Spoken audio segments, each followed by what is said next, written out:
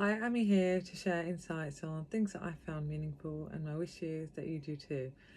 Innovation and vulnerability are two very interconnected states. So, in order for us to innovate, we need to be able to tap into our creative side, the artistic, almost childish, playful side of us that we tend to lose or at least hide as we go into the workplace or as we grow up.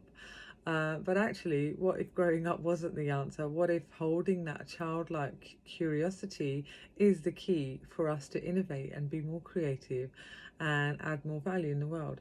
Now, we need this more than ever before.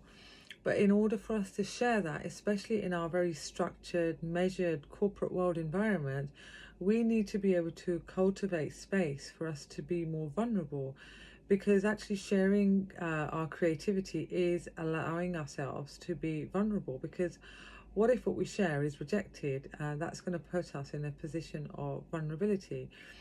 But vulnerability, as Brené Brown shared in her TED talk, is actually a strength, because vulnerability requires us to have a level of courage.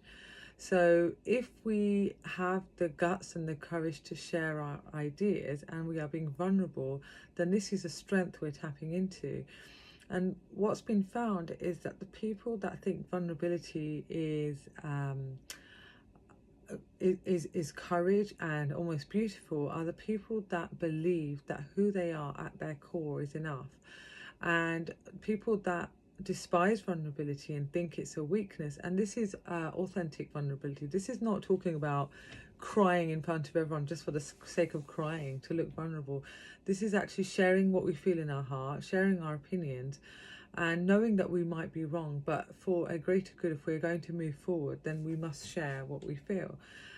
So vulnerability and innovation go hand in hand, and we need to be able to cultivate our own levels of psychological safety and have our own bags if we are going to be more creative. So I hope that helps.